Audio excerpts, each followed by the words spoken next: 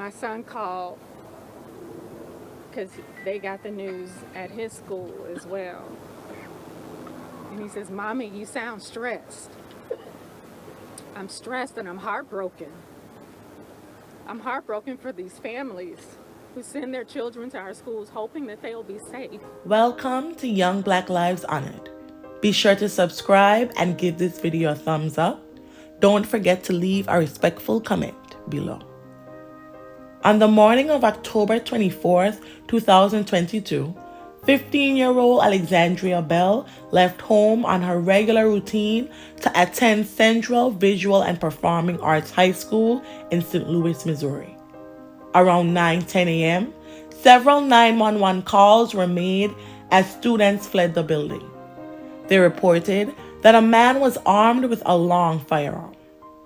7 security guards were in the school at the time, and according to officials, security staff identified the suspect's efforts to enter the school and immediately notified other staff. The school's principal came over the loudspeaker around 9:10 a.m. and said the code word, which indicated a school shooter was in the building. Williams, a math teacher, heard multiple shots outside his classroom, and one of the windows on the classroom door was shot out. He then heard a man say they were all going to die. According to a press release by St. Louis police, by 9:15 a.m., officers were on the scene, and in less than 10 minutes, they located the suspect and engaged him in a firefight. At 9:25 a.m., the call came in that the suspect was down, and in less than 25 minutes more, the building was marked clear. By 9:30 a.m., the entire area had been blocked off by police, ambulances, and a SWAT van. Following the alarming news, dozens of parents gathered in a nearby Schnucks parking lot, anxiously trying to reunite with their children. Keisha Akers was one of those parents. She said at the time, her daughter, Alexandria Bell's phone location pinged as still inside the school, and she hadn't heard from her. She watched as parents as their children left while repeatedly ringing her daughter's phone. She could not find her.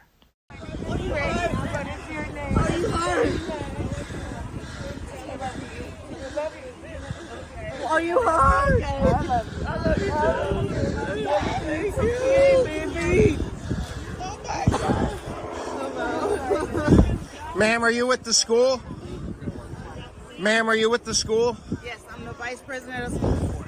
Hi, I'm David. Not right now, sir. Okay. I'm trying to get them I'm trying to get my parents and everybody under control. Great. Okay. Okay. Do you have any basic information at all? We know that they have the active shooter down, so they have him apprehended. Okay. Thank you.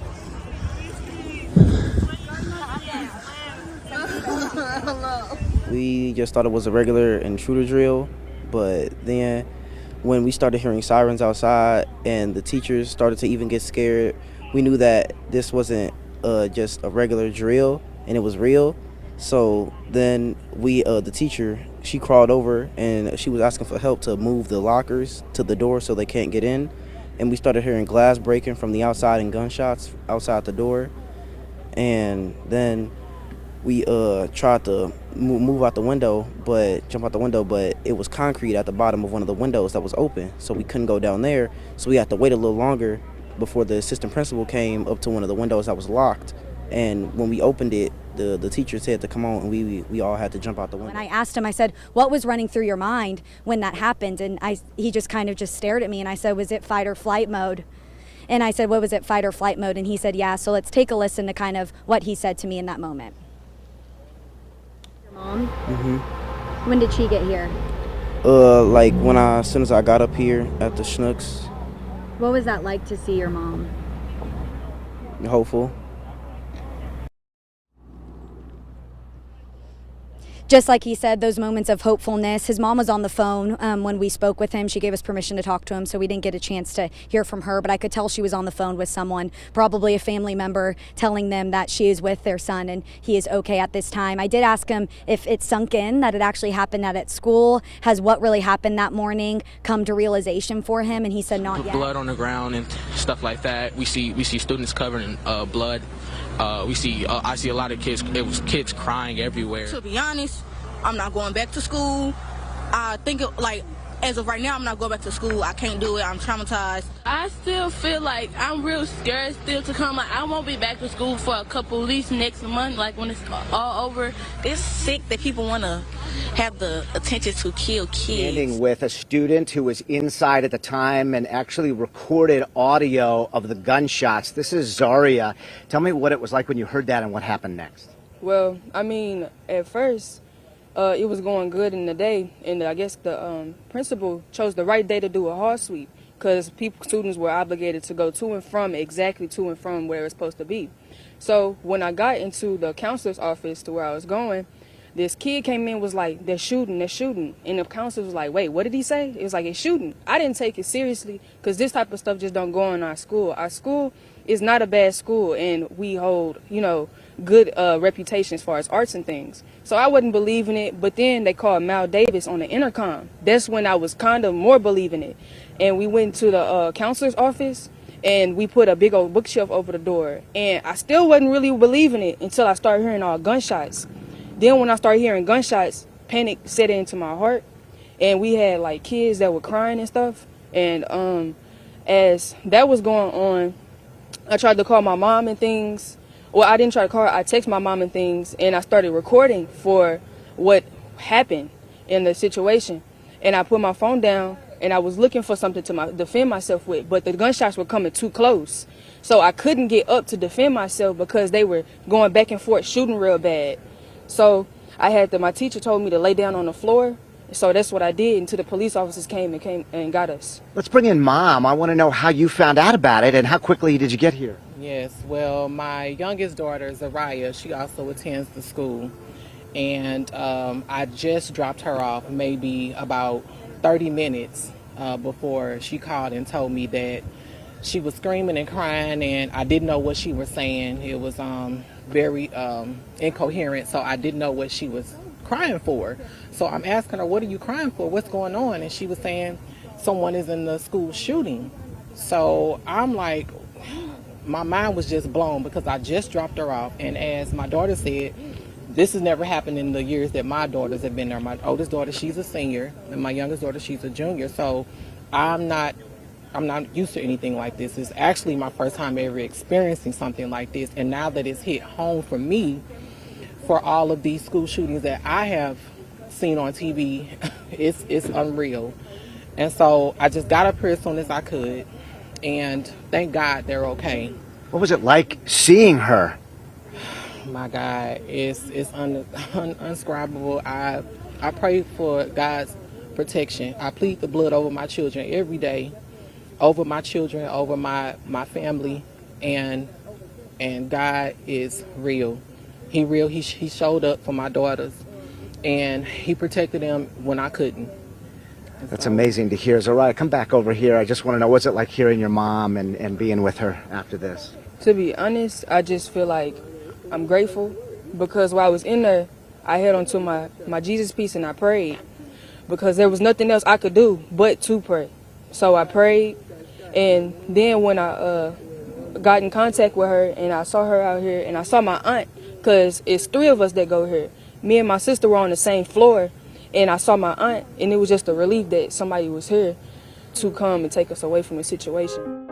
Eventually, Alexandria Bell was pronounced deceased at the scene.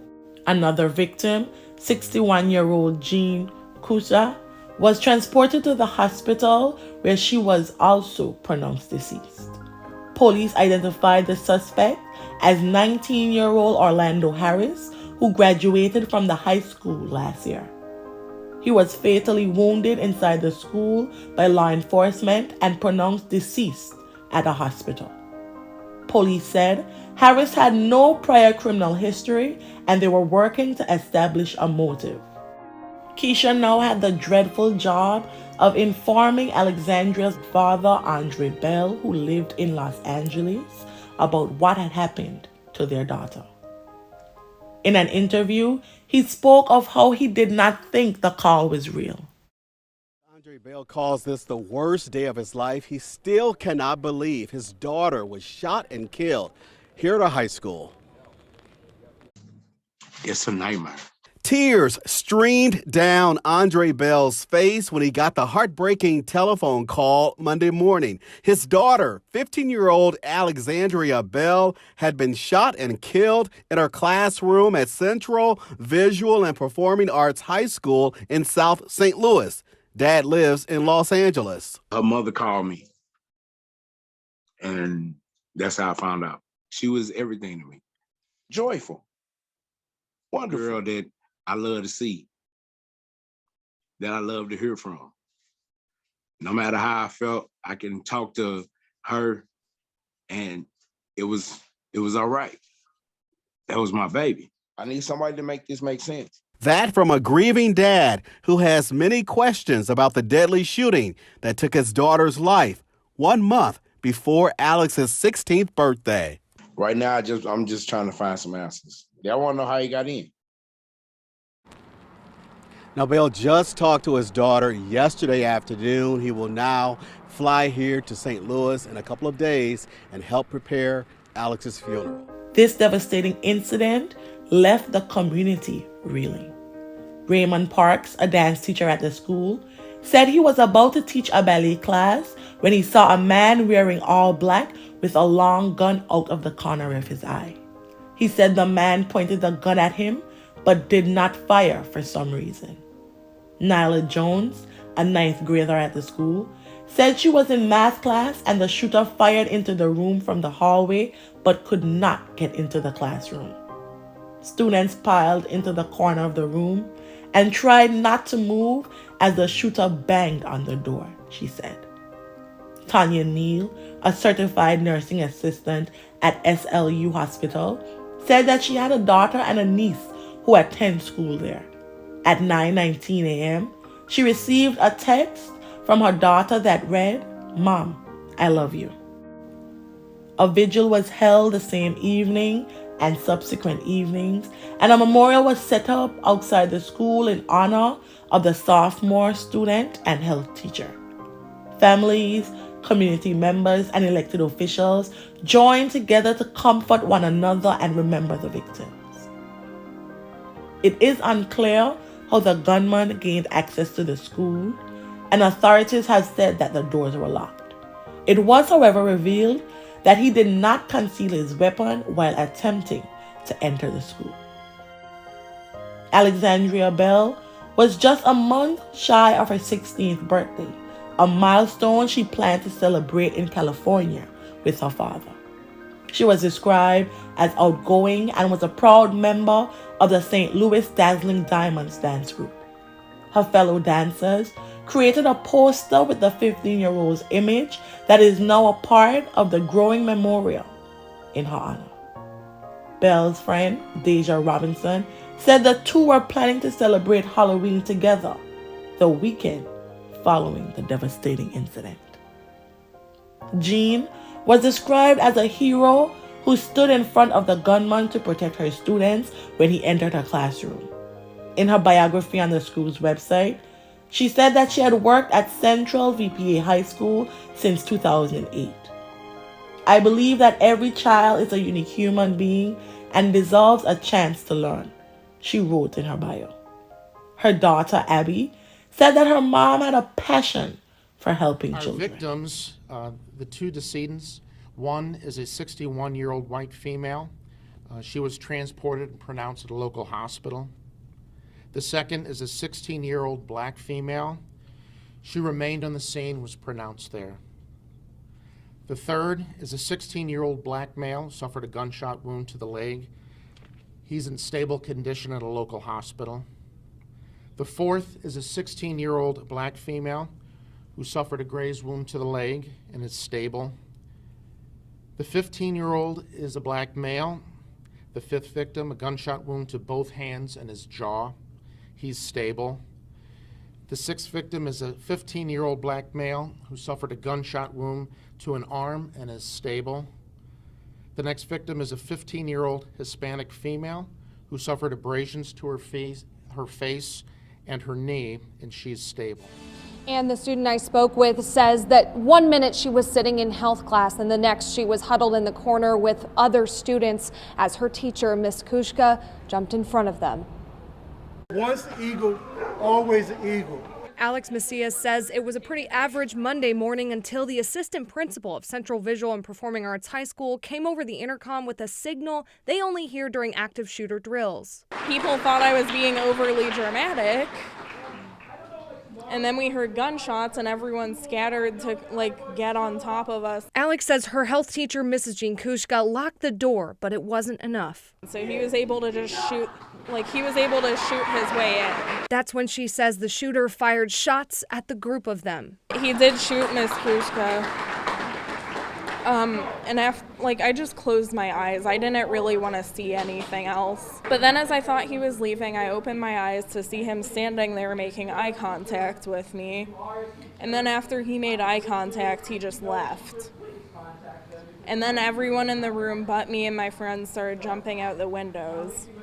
I debated it, but I was too scared that I might die that way or break a leg. She wasn't alone. Brianna Love was in another classroom wondering if she was next. We were all huddled in this corner, sobbing over each other, hugging each other, holding each other's hands, praying, hoping, not knowing what was going to happen, completely helpless. We couldn't do anything.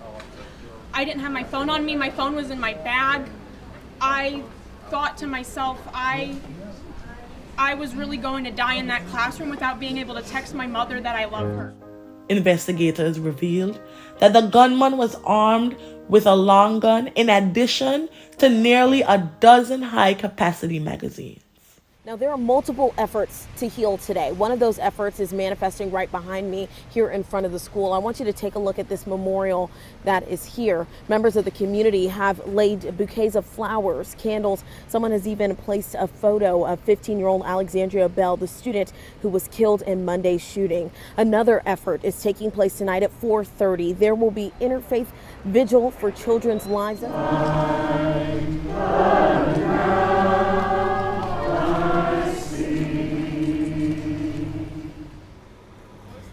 The vigil was held just across the street from Central VPA High School at Tower Grove Park. People were just heard singing Amazing Grace. They held hands, shed tears, even lit candles for the teacher and student who were killed and the hundreds of other students who witnessed and will be affected by this shooting for the rest of their lives. Some adults spoke out saying there needs to be change to protect our young people. I was in school when Columbine happened and we thought that would never happen again. It's not our fault that we live in a world that loves money more than our safety. I pray that we can move forward because something got to change. We got to be different. We got to be better. This is breaking my heart right now. You know, I don't have to know any one of you guys, but once the eagle, always the eagle. Following the tragedy, police revealed more information about the gunman. We know now that he had in his possession one rifle, an AR-15 style rifle, a .223 caliber. So this is, I'll step out of the way. This is the rifle the suspect brought into the school and used.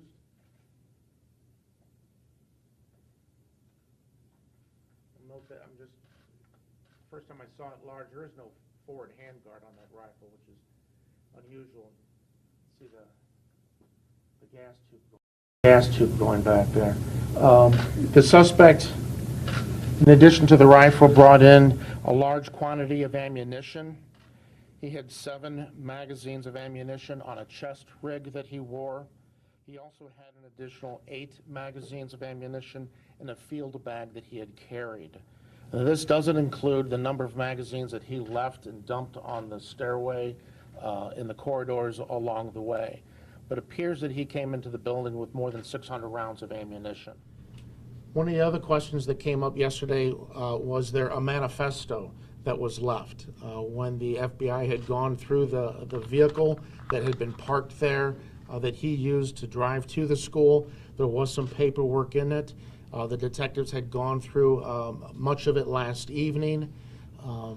There was a document that he had created, handwritten, and in there he spoke about his desire to engage in this incident, to conduct this school shooting. I'll read one portion from that notebook in which he had written. He wrote, quote, "I don't have any friends. I don't have any family. I've never had a girlfriend. I've never had a social life. I've been an isolated loner my entire life. This was the perfect storm for a mass shooter." End quote. So in reading this, we could see, some of what's going on inside his mind. He feels isolated, he feels alone, quite possibly angry and resentful of others who have what appeared to him to be healthy relationships, and so a desire to lash out. So this goes back to what I spoke about earlier, the critical importance of all of us being engaged with our family members, with our peers at work or at school or in our neighborhood, because when we're more engaged with one another, we're more aware of what each person is going through, we can do what we can to try and seek help for them, even if that's just reporting it to authorities. My thoughts and prayers are with those who have lost loved ones in this devastating incident and the community left putting the pieces back together. I wish those injured a speedy recovery, and I hope that those affected will receive the treatment, whether physical, psychological, or both. May the family and friends of Alexandria Bell find solace in the happy memories, and may her soul rest in perpetual peace. Thank you.